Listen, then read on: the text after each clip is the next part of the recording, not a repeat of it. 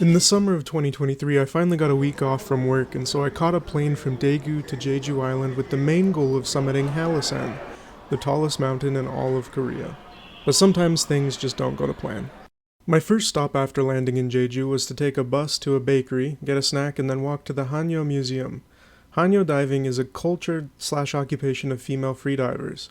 The facility was really nice, and so was the staff. They actually had water, which was huge for me, and like many of the attractions in Jeju, there were lockers so that visitors could use them to store their belongings. It was really awesome learning about this tradition of Jeju and to see some of the history and tools of the divers, including some moments where the divers fought for workers' rights. The museum was in a good spot, and after I was done, I took a taxi to a restaurant that looked promising on Naver. So I'm here at and here, I guess it's a special place where you can get abalones. I had never heard of these before, but I just went to the diving museum, and so then I thought I'd try some mussels. I guess these are like protected in the US and they're like illegal in South Africa because of poaching, and the shells are really beautiful. But I'm excited to try it. They gave me like a whole fish as service too, and there's a lot of like amazing sides, so I'm excited to try it out. So the fish looked super spooky with like the head sort of still attached and stuff.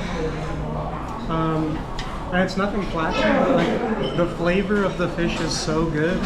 It's just like, it's not seasoned a lot. There's like salt maybe and some lemon, but it's like really, really, really good. The flavor's great.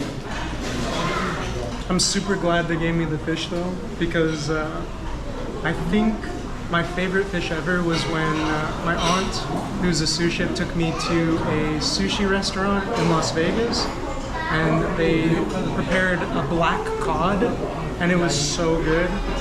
But when I had that, it was almost like a life-changing experience. I was like, I didn't know fish could taste this good.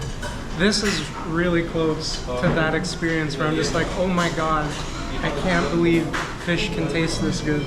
So I am super glad they gave me this, even though I didn't order it, because it is delicious. I was worried I was going to be like disrespectful and not being able to eat it, but it is like so good. It is delicious. So I don't know if you can see it there, but the shell is like holographic or iridescent. I don't know how you'd say it, but they're all like really pretty on the inside. And yeah, they're pretty good. Like it's a good meaty mussel, and the way they've cooked it, it's already like, just falls right out nicely. It's well prepared. It's a little bit briny for my taste, but I mean, I'm super glad they gave the fish, because so far that was like my favorite part. It was like so good. Now I'm gonna try with the sauces. They've got two sauces, so I'm gonna try the green one first.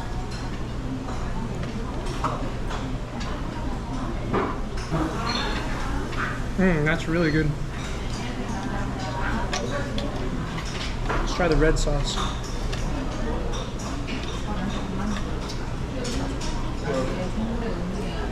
Hopefully this isn't too spicy.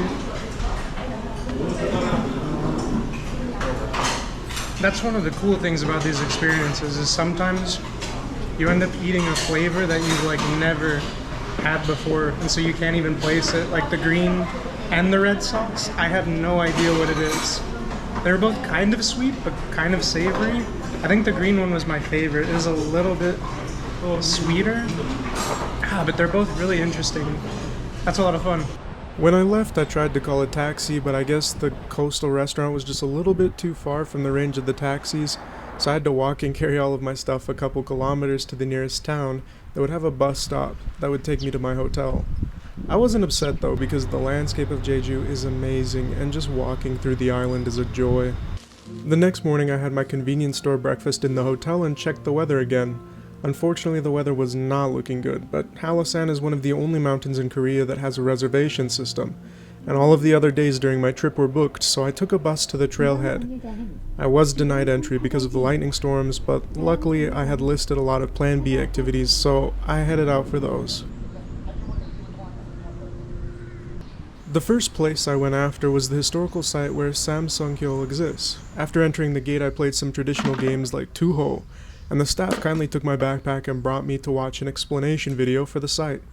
Samsunghyol is a site where there are distinct holes in the ground, and the site is important to the island because of ancient legends that describe the establishment of the island by three gods that fell to the earth.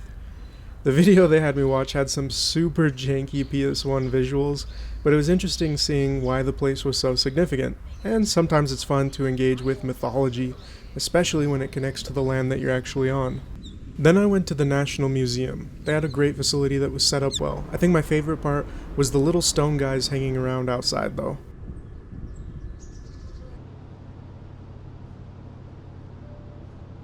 Next I went to the Manjangul lava tubes. Again, the facility had free lockers where I could store my belongings and explore the cave without having to carry everything. It was nice to get out of the hot rain, and honestly, I'm glad it was raining when I went to this site because the porous rock allowed the rain to filter down into the cave, so it felt like it was raining inside of the cave, which was such a unique feeling. The last thing I did was go to a hedge maze. It seemed pretty expensive for what it was, definitely very gimmicky, but there were some signs about the creator who was kind of a zany cat person, and sure enough there was a bunch of cute cats everywhere. After making it out of the maze and ringing the bell, I swung by the city for dinner and then turned in.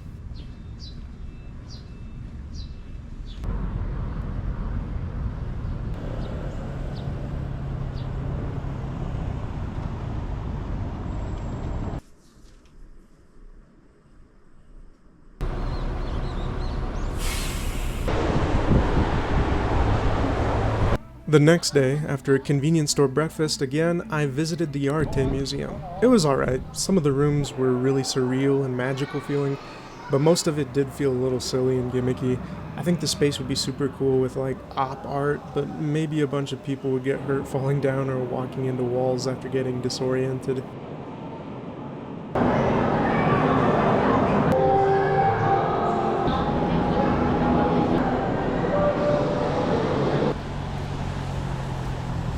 After that I went to the Osolok tea fields, which was really nice. They had a very pretty facility and the food was expensive, but it was beautiful and very delicious. And I was a huge fan of matcha throughout my stay in Korea, so the experience was well worth it for me.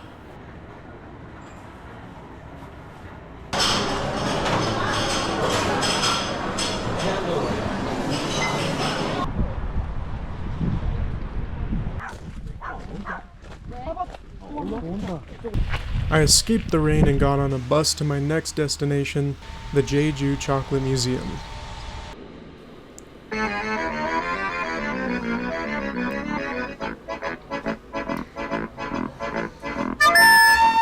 The Jeju Chocolate Museum is probably one of the worst museums I have ever been to. Upon entering, you were greeted by a terrifying decaying sculpture of a Spider-Man in chocolate. The museum was also in the middle of an industrial and agricultural area, so there was a strong smell of chemicals and fertilizer throughout the museum. And throughout most of the museum was these large posters of center-aligned, poorly translated text. I appreciate the zaniness and passion of such a place, but oof, there was not enough chocolate. I had hoped there would be chocolate from all over the world, but instead there was only the extremely expensive house chocolate that was okay. And they did give you a free sample, but the lady made me eat it out of her hand. Right here I was going to film because they had this open kitchen area so you could watch the cooks make chocolate, and I thought it was hilarious because there was just one woman who looked super bored endlessly stirring an empty bowl, but then another male cook walked in and started vigorously picking his nose, and I decided just not to put them on blast. Really, my favorite thing about the museum were the swallows playing in front of the building. Anyway, I said one last goodbye to sleep paralysis demon Spider-Man and begged him not to visit me in dreams. After that, I went to a swanky hotel mall building with the hopes of finding dim sum at this highly rated restaurant. My gear got soaked, but I was lucky the bathrooms had hair dryers in them, so I dried out my gear while waiting for the restaurant to open. So this is at Le Chinois, and this one's in Jeju. And it's a really beautiful restaurant. It's really lovely on the inside. Kind of the reason I came here is I was hoping to try the dim sum, but that's part of the problem when you don't speak the language is I was looking at reviews and photos of the place, and they had posted an old menu. And they've got a new menu, and it's designed very beautifully, but it also says that dim sum is not offered during dinner time, only lunch. So like a lot of other parts of this trip, it's kind of gone sideways. So I am instead having some gogi noodles, and it's seasoned well, and the sauce is really good. And the side, it's something pickled, and then also there seems to be some mushroom, some fungi. And I'm also getting the black sesame pudding, and it sounds really good. So this is great. So I'm expecting the dessert is also going to be nice, and it's just a nice environment, nice place. So I'm interested to see how the rest of it goes. Now this was the black sesame pudding. It is good. It's like super subtle though, so you definitely want to cleanse your palate before you do this because the flavor is like super low key. It's really good though. The texture, the color, it's all really nice. And the flavor is good, but it's not super strong. It's really subtle. The other one they had that looked interesting was one that was, I guess it had some sort of a citrus in it and also aloe. But I've had a lot of aloe dishes before, and so I thought I'd try something new. And it's pretty good.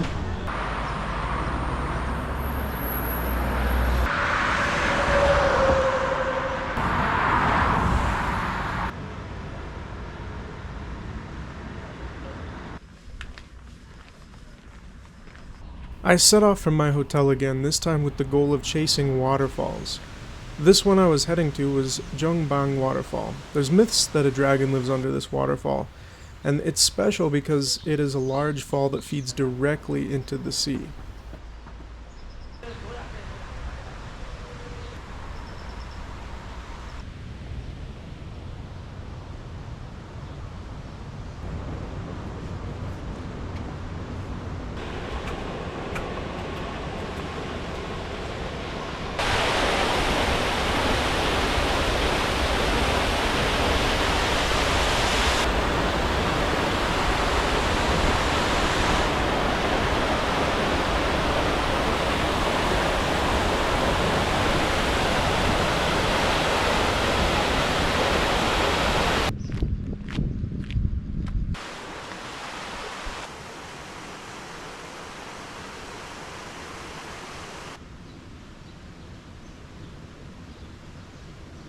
Next, I went to Yakchunsa Temple, which is one of the largest wooden temple structures I visited in all of Korea.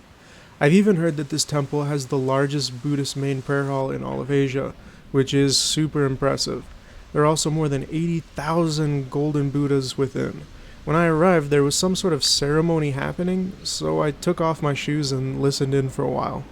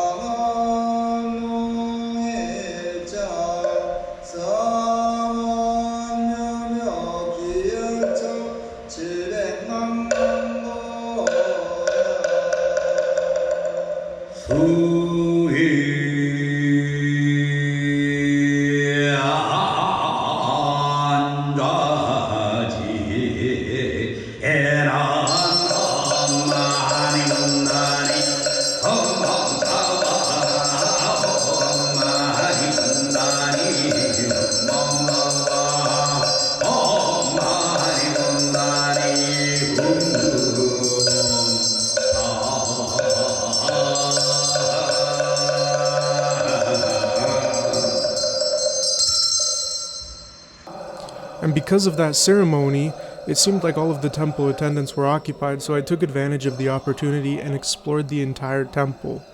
It was my first time being able to explore a temple with free reign, and the building was just mesmerizing. You can't see it in the video, but because of the wooden construction, the upper floors were really tilted, like they had a camber on the floor, and it felt bizarre walking there.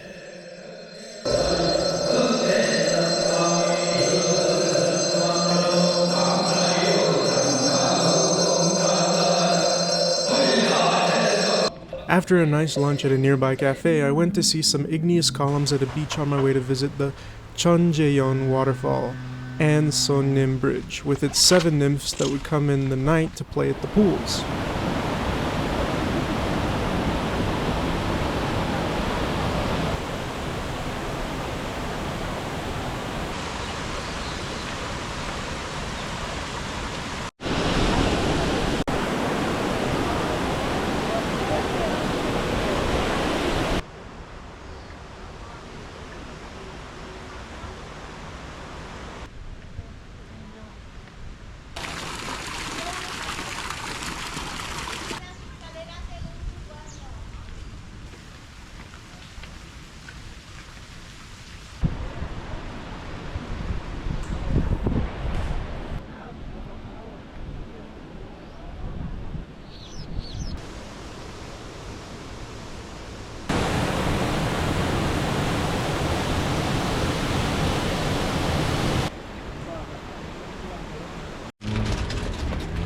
So it is so hot and humid.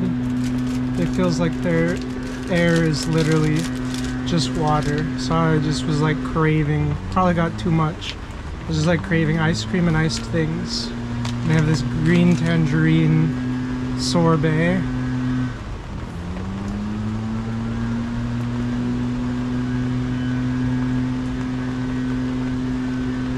Yeah, it's pretty good.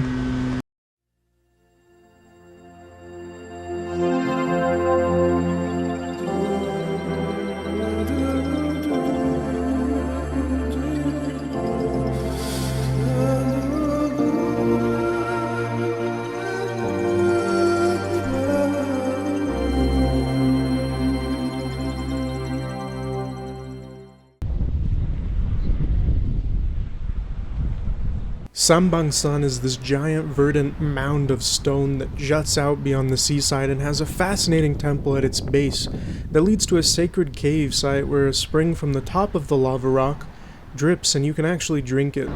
The temple had a ton of cool artifacts and several beautiful zodiac-themed sculptures, and best of all, I was finally able to realize my dream of ringing a great bell.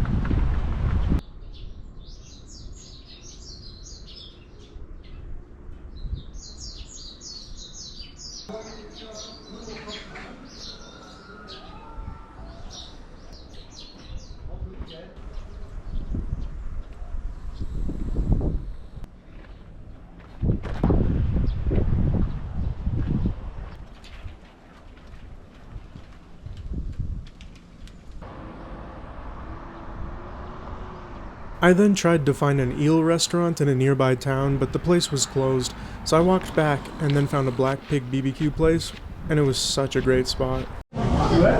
So this was at Mambo Black Pork restaurant. It's at the foot of Sambangsan, and it was really delicious. The sides were amazing. The outside says it's like a traditional restaurant, so like you have to take your shoes off when you get inside, which was fun. But yeah, the lady came by and helped cook, and the sides were to die for. Got some like tangerine makgeolli, but the best thing by far was the sides. They were so delicious. They're like probably the best sides I've had in Korea so far. So really delicious. Good stuff. In my travels in Korea, I spent hours on public transit, so I would listen to audiobooks, and so now some of the books are tied to my memories of places in Korea. On Jeju, I remember I was reading Tomorrow and Tomorrow and Tomorrow by Gabrielle Zevin. It was pretty nice, but I wasn't a huge fan of the ending. The next day I knew I would have the best weather of the trip, and so I had been saving my trip to Seongsan Ilchobon for this day because it looked majestic in the sunset as I rode past it near some mud flats on my first bus ride to the hotel. So before going up to the Ilchobon, I decided to stop at a Starbucks. They're kind of built different in Korea. The food is like a lot nicer. The matcha green tea lattes are always good, but they had a lot of cold drinks here, so I got a mugwort latte and the mugwort scone. I have no idea what mugwort is. I'll look it up after. It tastes pretty good. It was so beautiful I had forgotten to even film. This time I came ready to document it, and it did not disappoint. It was so glorious in person, and I would say this is an absolute must-see if you ever visit Jeju Island. The Ilchobong is a cylindrical volcano on a small peninsula of the island with a fertile grassland that occupies the cauldron on top, and the views the whole way up and down were just magical.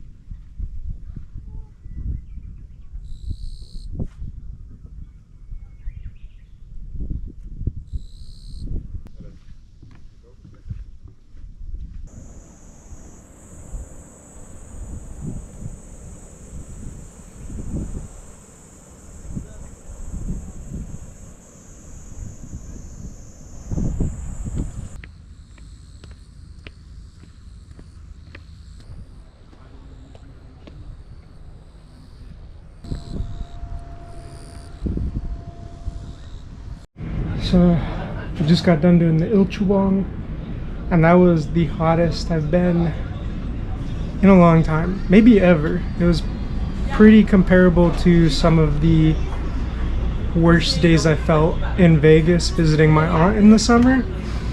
It was hot. I was pouring and dripping, so I got one of these, Korea has these like ice cups, and got a couple of Coke Zeros with lemon. I'm just gonna cool down before I head back out to go to the next restaurant that I'm trying to make it to. So wish me luck.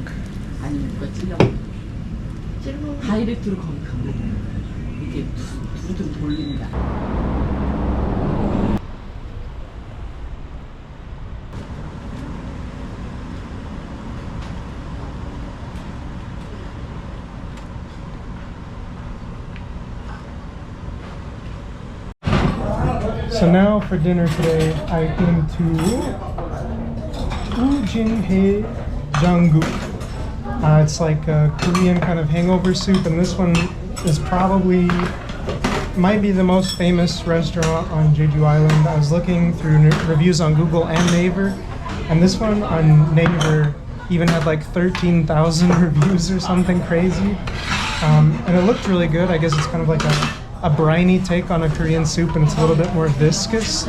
It looks really delicious. I got this and the pancake. They said that usually there's like a 2-hour wait, and sure enough, when I came, they gave me like a little cue card. But then one of the other ones came and was like, "Oh, you got like video? Are you alone?" I was like, "Yeah." They're like, "Okay, come in, just like sit down in the back." So I got my soup really fast, which was nice, and it smells really, really good. I guess the pancake's really big, so they're gonna give it to me for takeout. So maybe I'll end up snacking on that at the hotel or something. We'll see, but it looks really good. I'm excited to try it. Just all of it is really, really, really delicious. This would be the perfect hangover soup. It is so good. It's like super dense and flavorful. They gave me the spice separately because I was like, I don't know, because you never know in like Korea what kind of spicy you're gonna get, and it's not so bad. It's like really good flavor. The sauce was super good. The pancake is a little crumbly, but the flavor is still really good. So this is an amazing restaurant. It's really great.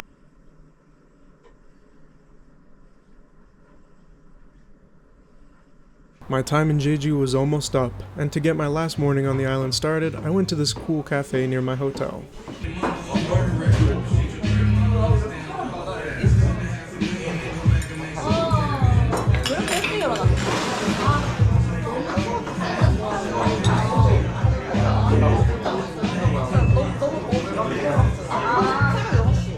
And now this is going to be my last meal before I kick off of Jeju.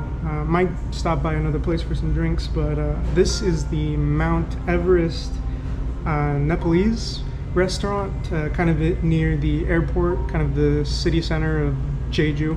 And I can't say much in support of the museums in Jeju, but the food and the nature have been wonderful, and this looks great. I'm super excited to dig into this, and just so much of the food has been super good, super affordable. This was a really affordable lunch set that came with a lassi, some curry, a salad, and some naan bread, so it's an awesome spot. And I am back here at the Macho Grill because would it be a true island adventure without one too many margaritas? And also, what's the point of having hangover stews and soups if you're not a little bit hungover? And they make a mean margarita, so I'm excited to have this one last drink before I head out of Jeju and get back to work in Daegu.